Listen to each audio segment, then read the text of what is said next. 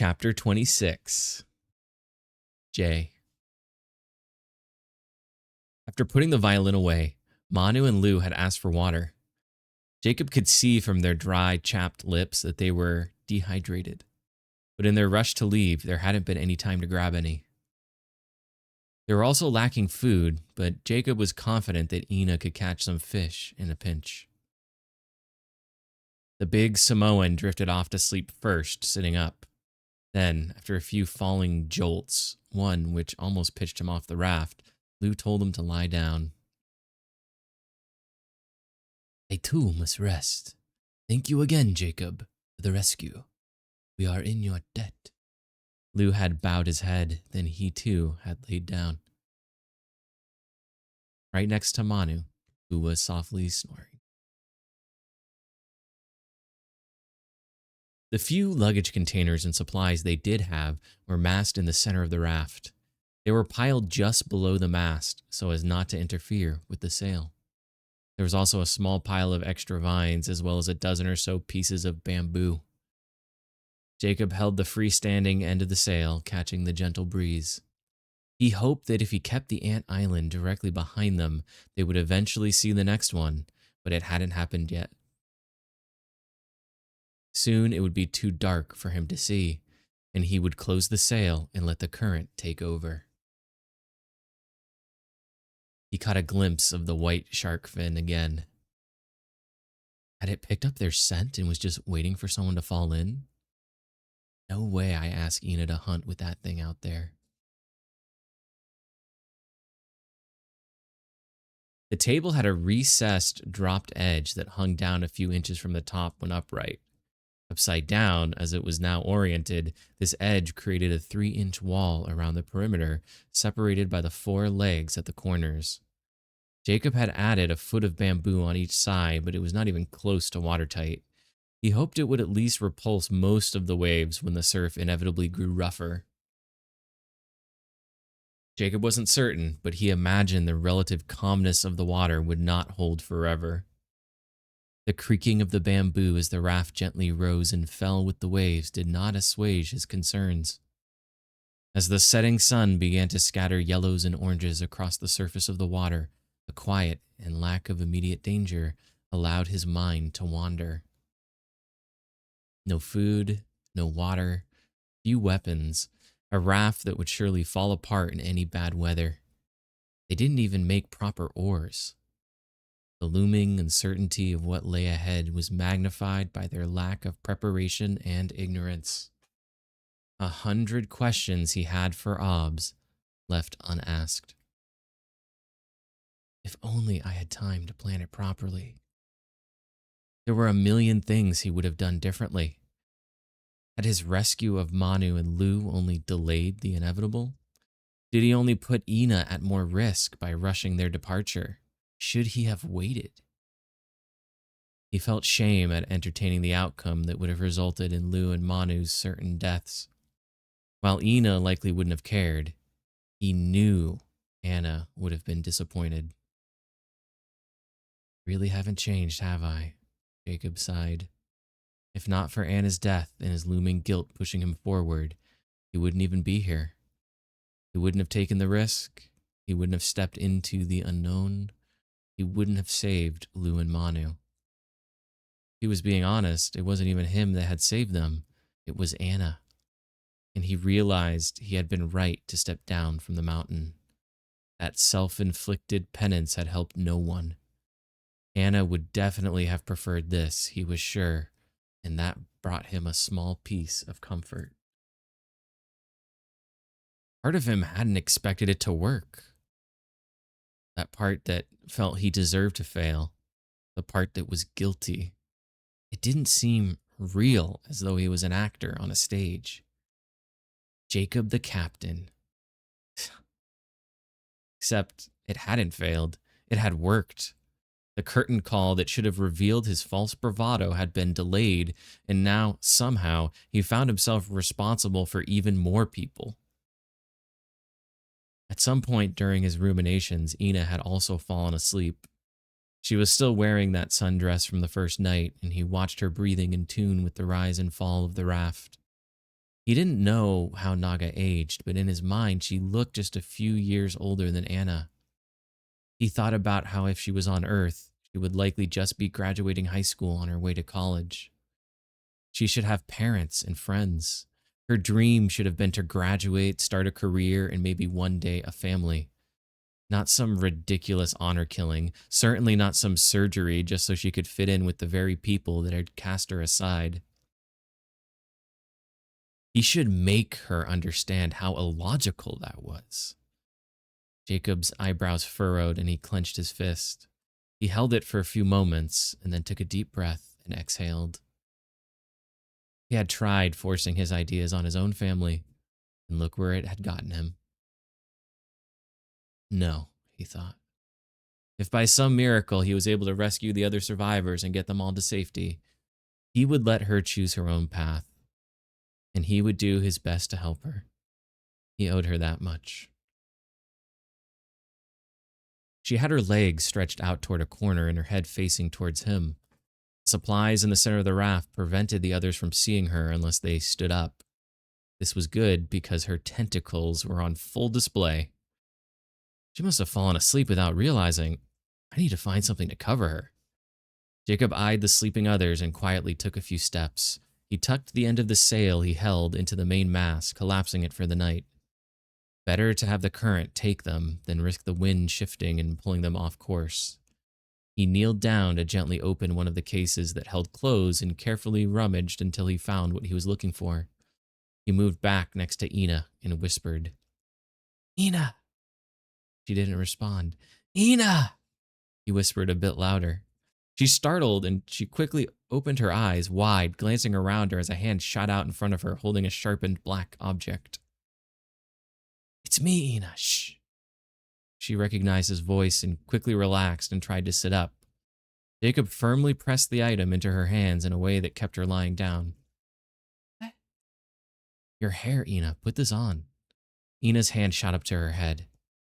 "God, drown it," she muttered. But she took the black hoodie and put it on. The sweatshirt was definitely too big for her and swallowed her short frame. The hoodie bunched up around her head. Part drooped far past her face while the other part curved back, creating gaps. "Human, this is far too big. The fabric will shift and expose me," she said with hushed words. "Oh yeah?" Jacob grabbed the two drawstrings and quickly pulled them tight, shrinking the hood opening, blinding her. "What do you—" She gave a trill in surprise and her hand shot up towards her face. "Shh." She had expanded the hole so he could see her eyes. They were wide and they were both slowly panned to look at the sleepers. After waiting for some confirming snores, Jacob admonished her in a hushed tone. "Ina, you can't make fish noises like that."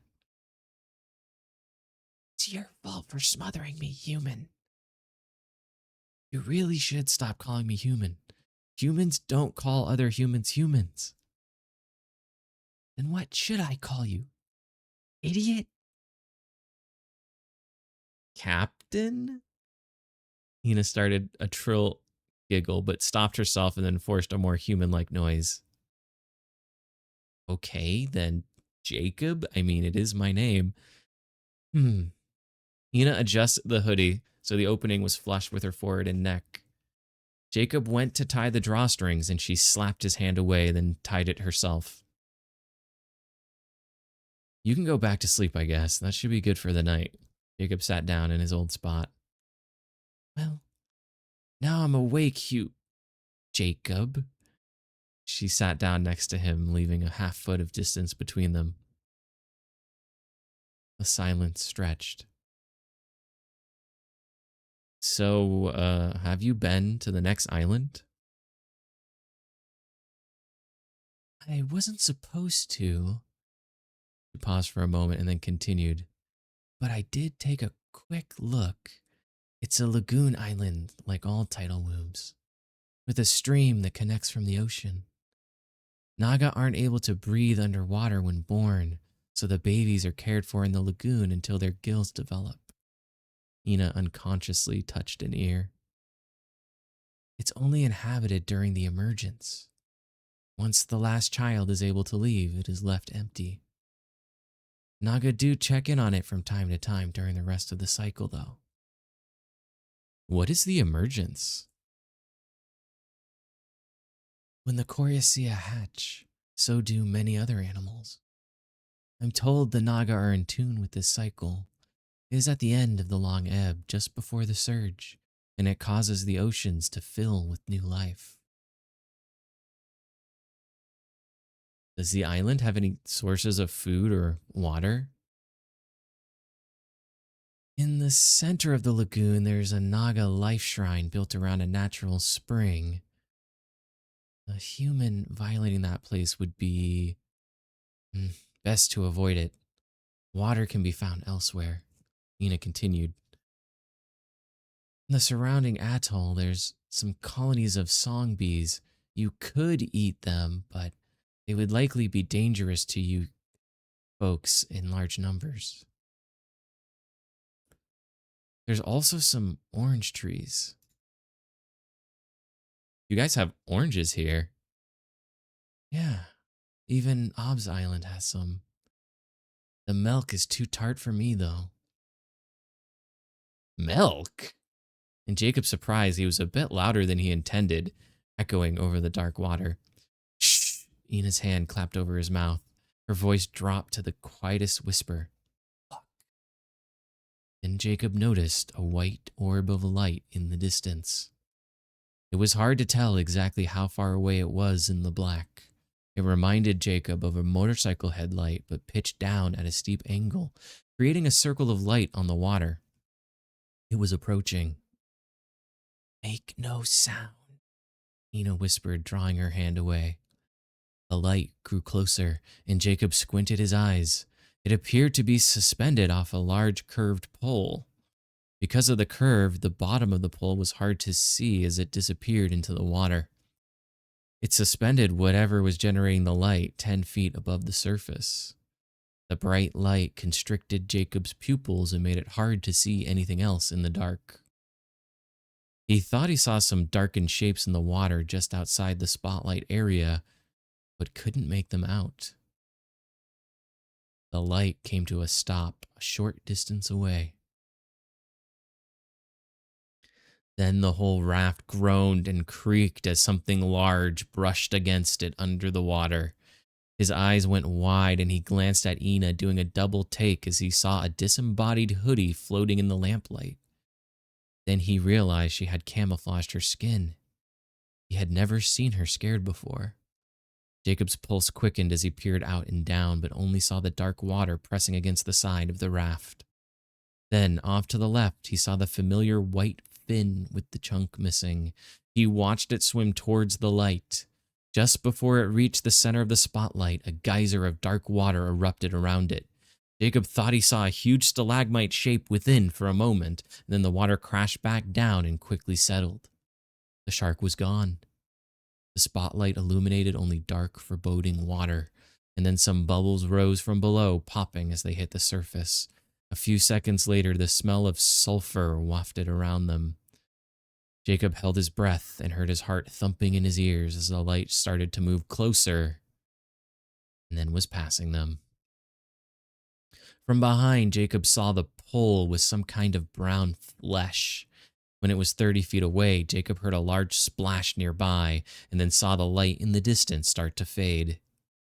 For a while, Jacob was silent, and then he saw Ina shift back into view.